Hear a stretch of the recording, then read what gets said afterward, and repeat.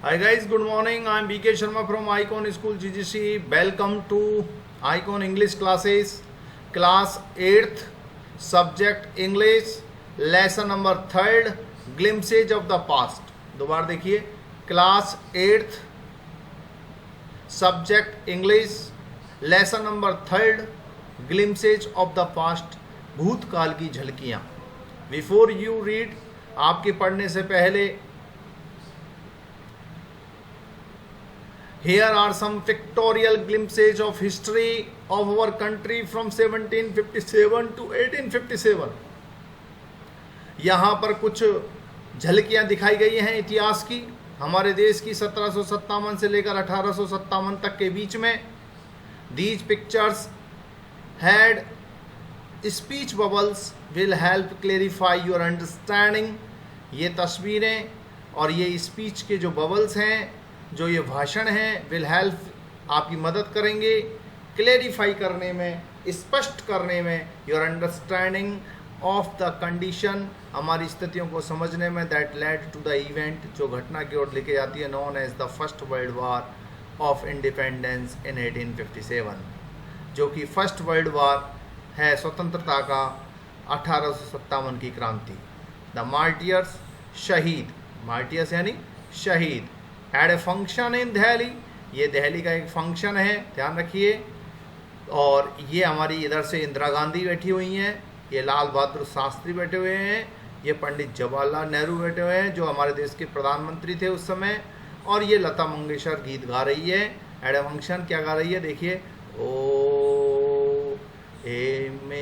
O my countryman, let your eyes fill with tears as you recall the sacrifice of India's martyrs. तो इसका हिंदी में version क्या होगा, ए मेरे वतन के लोगो जरा याद करो कुर्बानी.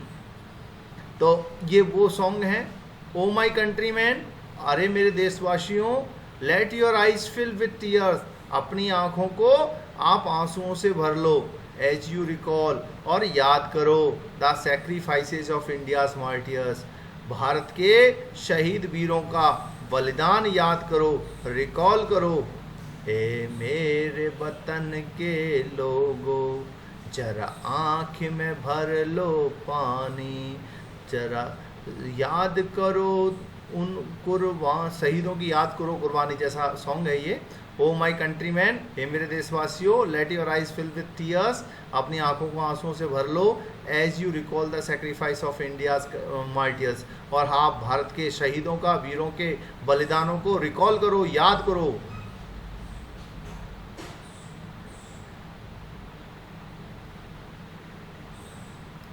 अब इसके बाद लेते हैं हम द कंपनीज कॉन्क्वेस्ट. कंपनीज यानी कंपनी की जीत, कंपनीज कॉन्क्वेस्ट, कंपनी की जीत 1757 से लेकर 1849 के बीच में. With its superior weapons, the British East India Company was extending its power in 18th century India. India 1765, ये 1765 का इंडिया है. इंडियन प्रिंसेज, ब्रिटिश टेरिटरी, ये तो इंडियन प्रिंसेज, यहाँ पे ये पूरा इतना हमारे देश में राजा लोगों का राज्य था, और ये ब्रिटिश टेरिटरी थी. ये देखिए आप, ये ब्रिटिश टेरिटरी दिख रही है आपको. विथ इट्स सुपीरियर वेपन्स, अपने सुपीरियर वेपन्स के साथ, the British East India Company was extending, विस्तार कर रही थी, इट्स पावर, इसकी शक्ति का, इन 18th सेंचुरी इंडिया, 18वीं शताब्दी में. Indian princes were short cited, हमारे जो राजा थे, राजकुमार थे, इंडियन प्रिंसेज, हमारे राजा या राजकुमार, वर शॉर्ट साइटेड, अल्प दृष्टा थे, दूरदर्शी नहीं थे. दैट अब स्टार्ट, राजा वह, call the English merchant, they will help me to defeat him. That अब स्टार्ट, इन्होंने इस प्रकार शुरू किया राजा ने कि वह, call the English merchant, English व्यापारियों को बुलाओ, दे विल हेल्प मी, वे मेरी मदद करेंगे, टू डिफीट हिम, उसको हराने में, तो एक दूसरे को पराजित करने में, नीचा दिखाने में वो अंग्रेजों की मदद लेते थे, और अंग्रेजों ने फूट डालो राज करो की नीति से हमारा दमन किया. The people had no peace due to such constant fights, जो लोग थे उनको कोई शांति नहीं थी। Due to such constant fights the people had no peace, उन्हें कोई शांति नहीं मिल रही थी इस प्रकार की लगातार लड़ाइयों से। The rivalries help the East India Company and it easily subdue Indian princes one by one. The rivalries helped the east India company, इस तरह की दुश्मनी ने ईस्ट इंडिया कंपनी की मदद करी और इट कुड ईजिली, और इन्होंने ईस्ट इंडिया कंपनी ने बड़ी आसानी से सबड्यू दमन कर दिया इंडियन प्रिंसेस, भारतीय राजकुमारों का, वन बाय वन, एक के बाद एक। A far seeing ruler like the brave Tipu of Mysore, एक दूरदृष्टा शासक जो बहादुर टीपू सुल्तान, मैसूर के Tipu Sultan, fought the British लोगों से लड़े टिल ही डाइड फाइटिंग, और वे लड़ते हुए मारे गए। थैंक गॉड, ईश्वर तेरा धन्यवाद, there is peace in the country now, हमारे देश में शांति है। No more wars and no looting by thugs, अब कोई भी युद्ध नहीं हो रहे हैं, न कोई लूटपाट हो रही है।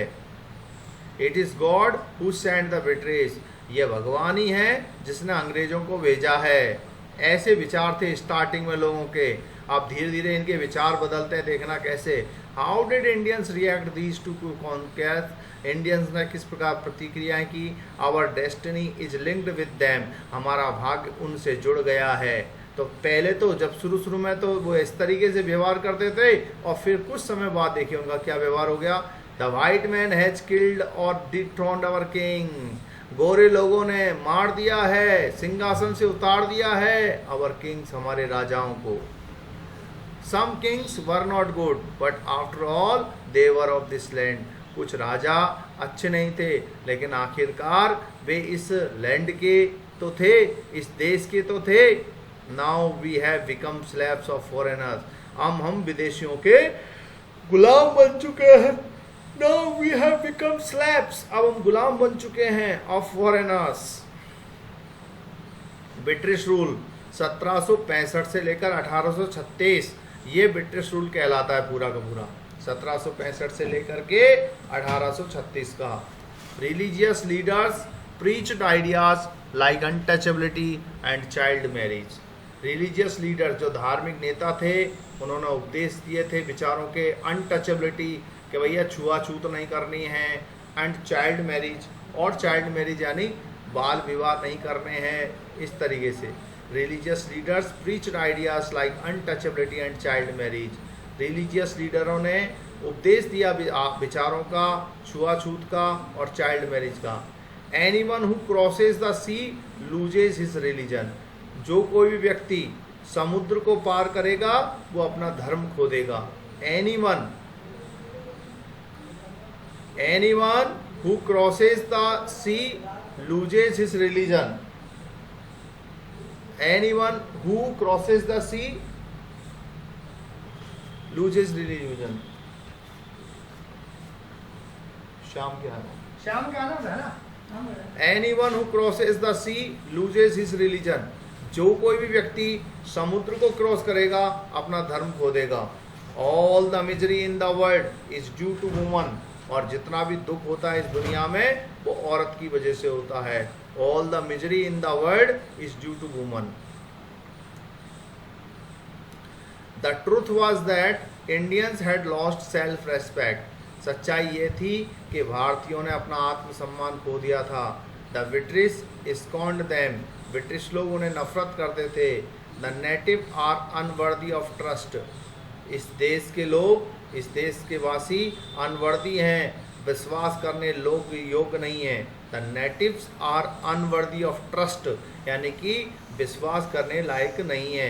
इनकेपेबल ऑफ ऑनेस्टी, और ईमानदार नहीं है। True your honour but I am honest, सच बात है मेरे मालिक, your honour but I am honest, लेकिन मैं सच्चा हूँ। बीइंग मर्चेंट, व्यापारी बनकर, the British wanted to quick profits, British लोग जल्दी लाभ चाहते थे। They have taxes force farmers to abandon their fields, their heavy taxes, उनके भारी भरकम टैक्सेस ने किसानों को बाध्य कर दिया था टू अबेंडन देयर फील्ड्स, कि वो अपने खेतों को छोड़ दें।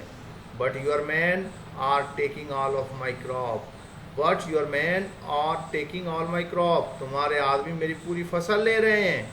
You are all still in arrears, तुम अभी भी एरियर्स में हो। एरियर्स यानी तुम्हारा अभी बाकी चल रहा है, बाकी है तुम्हारा पैसा। If you don't pay next week, अगर तुम अगले सप्ताह तक पे नहीं करोगे, I will send you to jail, तो मैं तुम्हें जेल भेज दूंगा। Inevitable famine followed between 1822 and 1836. 15 lakh Indians died of starvation.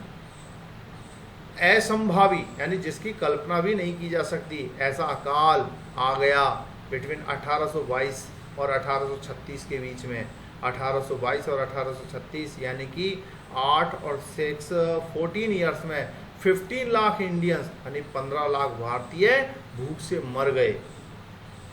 Still the British invented other method which gave them more profit, और फिर ब्रिटिश लोगों ने कोई दूसरे तरीके ईजाद कर लिए ताकि उन्हें और ज़्यादा लाभ मिले।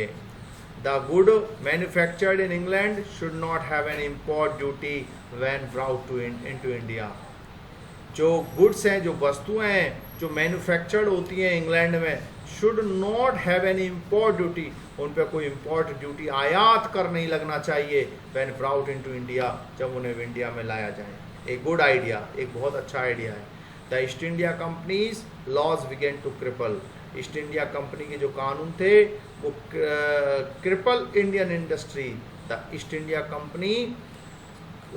Companies law, East India Company के कानून बिगेन टू क्रिपल, रौंदने लग गए, नष्ट करने लग गए इंडियन इंडस्ट्री, भारतीय इंडस्ट्री को।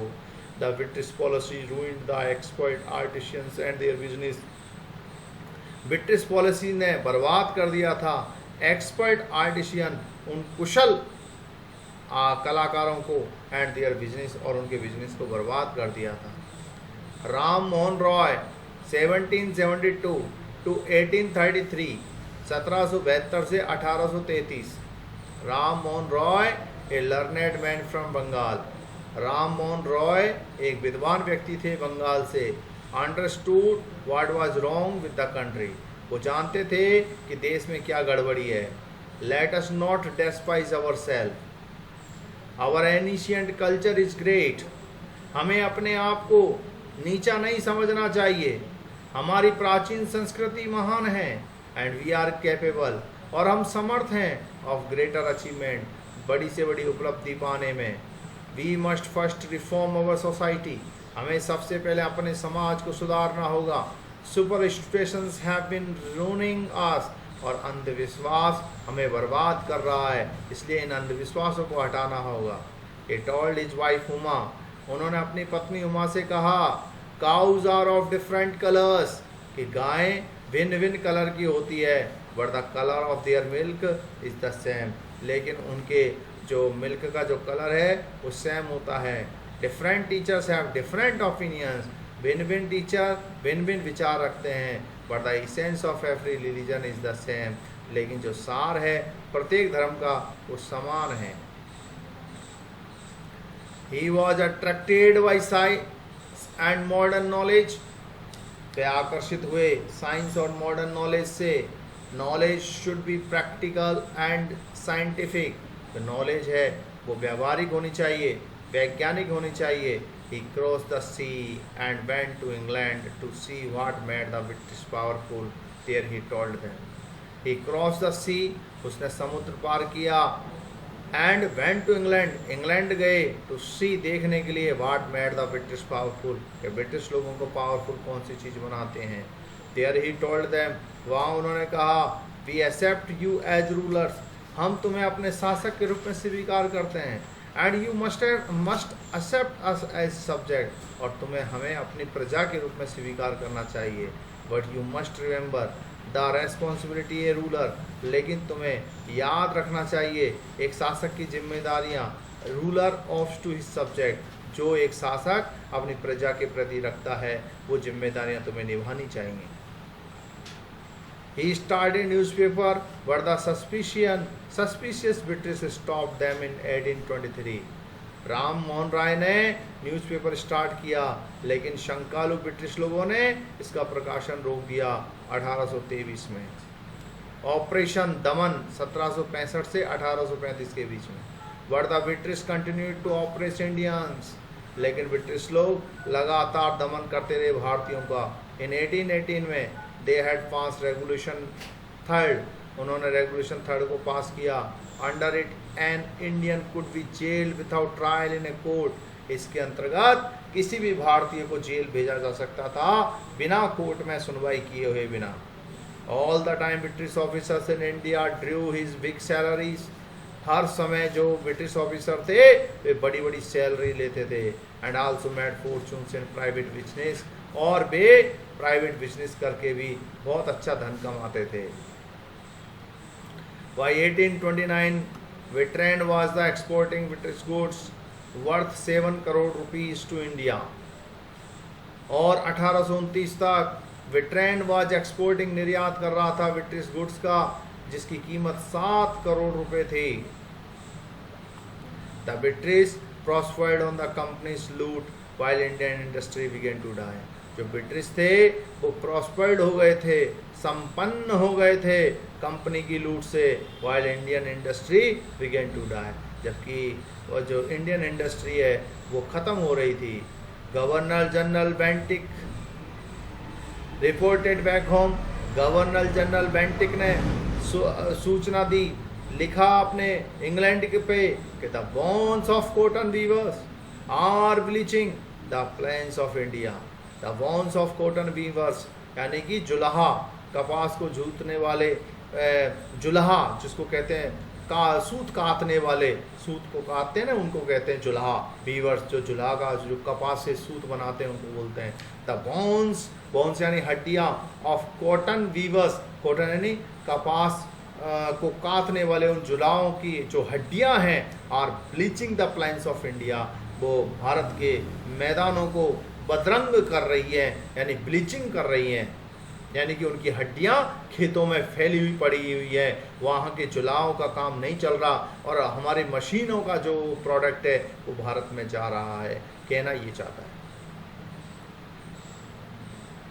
Dissatisfaction 1835-56, education India was in Persian and Sanskrit, जो एजुकेशन थी भारत में उस समय वो पर्शियन में थी या संस्कृत में थी। 1835 ये इंग्लिश नेम्ड मकौले सजेस्टेड ए चेंज, तभी 1835 में एक इंग्लिश मैन आया जिसका नाम था मकौले, उन्होंने एक परिवर्तन लाए, we should teach the natives through the English language, हमें भारतीयों को इंग्लिश भाषा सिखानी चाहिए।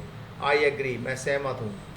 English education produce clerks to whom the British gave petty jobs under them, English शिक्षा ने क्लर्क्स पैदा किए टू हुम, जिनके लिए ब्रिटिश दे सकें पेटी जॉब्स, छोटे मोटे जॉब्स दे सकें, अंडर देम, उनके अंतर्गत। इंसिडेंटली, सौभाग्यवश, it also produce a new generation of intellectuals, लेकिन इससे एक नई पीढ़ी का भी, बुद्धिमान पीढ़ी का भी उदय हुआ।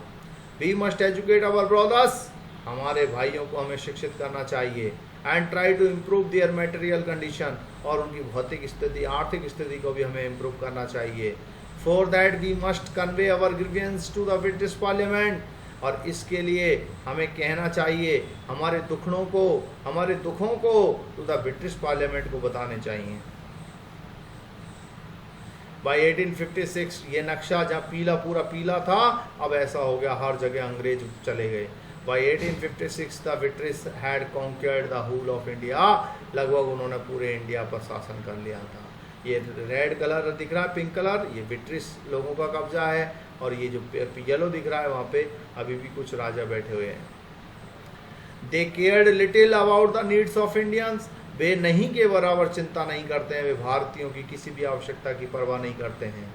अवर किंग्स हैव बिकम पपेट, हमारे राजा उनके हाथों की कठपुतली बन चुकी हैं। And we have lost our old jobs, हमने हमारे पुराने काम धंधे छोड़ दिए हैं, सब हमारे खो दिए हैं। एंड लैंड्स, हमारी ज़मीनें भी चली गई हैं। They are converting our brothers, वे हमारे भाइयों का धर्म भी परिवर्तन कर रहे हैं। You only talk, do something to drive them out. तुम केवल बातें करते हो, कुछ करो उन्हें बाहर निकालने के लिए, इन अंग्रेज लोगों को बाहर निकालने के लिए कुछ करो। द स्पार्क्स, चिंगारियां 1855 और 57 के बीच में 1857 की क्रांति की चिंगारियां निकली।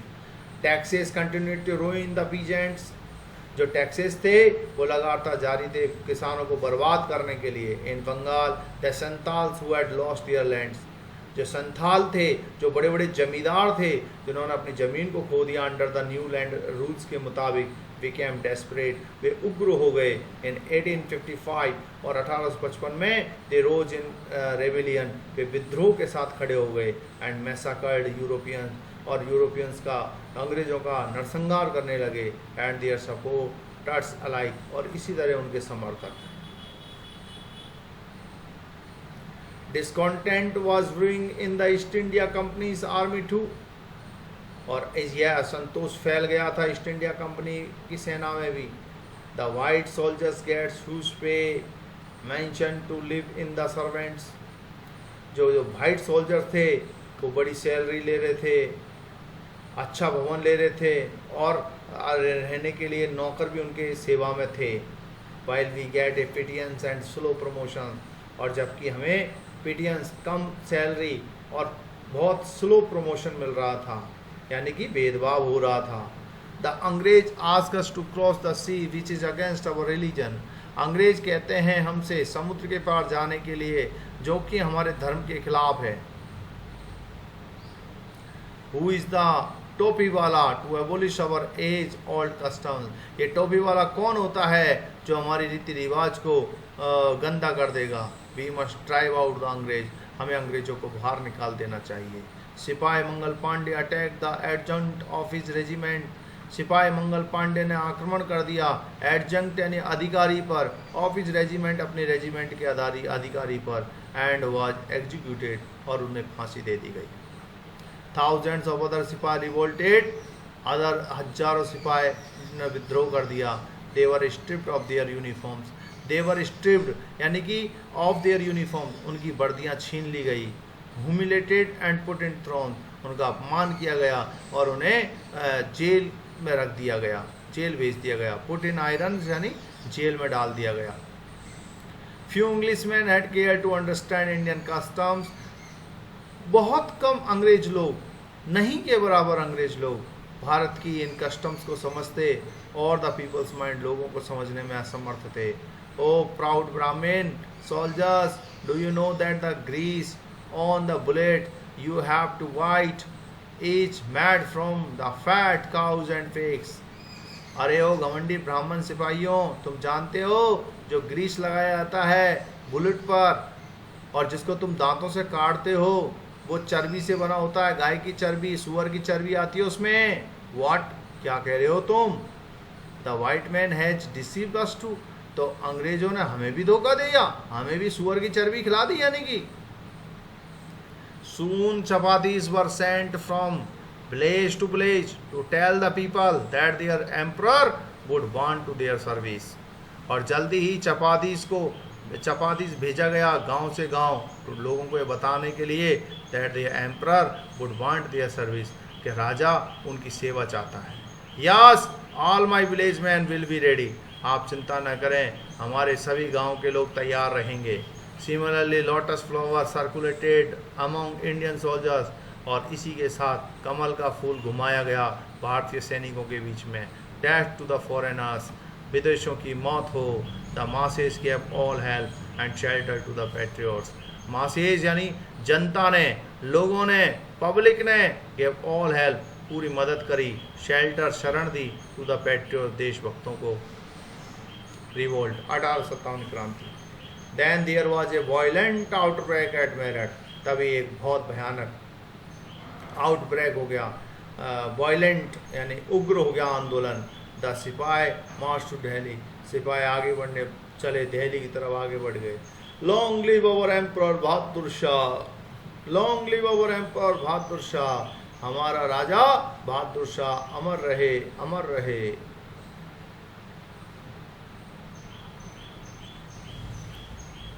द रेबिलियन स्प्रेड वाइडर, विद्रोही दूर दूर तक फैल गए। Many landlords had lost their lands because of the British policies, काफ़ी लैंडलॉर्ड्स ने, जमींदारों ने अपनी ज़मीनें खो दी थी ब्रिटिश पॉलिसीज़ की वजह से। एंड दे वर सोर, और वे बहुत ज़्यादा परेशान थे, नाराज़ थे। The white man's rule must end, इन गोरे लोगों का शासन जल्दी ख़त्म होना चाहिए।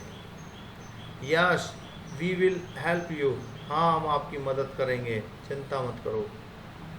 द फाइट फॉर फ्रीडम, 1857 की क्रांति। Many farmer rulers like Begum Hazrat Mahal of Lucknow were bitter, काफ़ी अन्य पूर्व शासक जैसे कि बेगम हजरत महल लखनऊ की, वे भी कड़वाहट से भरी हुई थी। The white man has taken away my kingdom, इन गोरे लोगों ने मेरी राजधानी को लूट लिया है। दे जॉइंट द अफस्कर अगेंस्ट द फॉरेनर्स, उन्होंने ज्वाइन कर लिया इस अफसर यानी उस आंदोलन को, अगेंस्ट द फॉरेनर, इन विदेशियों के खिलाफ। पॉपुलर लीडर्स लाइक मौलवी Ahmadullah of Faizabad told the people, और लोकप्रिय नेता जैसे मौलवी अहमदुल्ला फैजाबाद के, उन्होंने लोगों से कहा, राइज उठो ब्रोदर्स, भाइयों राइज उठो, द अंग्रेज इज रूनिंग आवर लैंड, अंग्रेज हमारे ज़मीन को बर्बाद कर रहे हैं। द पीपल रोज एवरीवेयर, लोग हर जगह उठ गए। इन बरेली, कानपुर, इलाहाबाद, सब जगह लोग खड़े हो गए। अजीमुल्ला खान टोल्ड तात्या टोपे, अजीमुल्ला खान ने तात्या टोपे से कहा, Azimullah Khan told Tatya Tope, we should have Peshwa Nana Sahib as our leader in this war of independence, हमें पेशवा नाना साहब को हमारा नेता मान लेना चाहिए इस स्वतंत्रता के युद्ध में। The patriots pounds upon the British and fought pitched battle all over north India, देशभक्त झपट पड़े अंग्रेज लोगों पर और एक बहुत शानदार युद्ध लड़ा ऑल ओवर नॉर्थ इंडिया, पूरे उत्तर भारत में। 80 year old Kunwar Singh of Bihar, 80 साल के कुंवर सिंह ने, बिहार के ने, received a bullet in his wrist, उनको कलाई में एक गोली लग गई थी। Mother Ganga, this is my last offering to you, हे माँ गंगा, ये मेरी अंतिम भेंट है तुम्हारे लिए। उन्होंने अपने हाथ को ही काट दिया। कॉम्प्रिहेंशन चेक, ये आपका कॉम्प्रिहेंशन चेक है। Look at the picture number 1 and recall the opening lines of the original song in Hindi. Who is the singer? Who else do you see in this picture?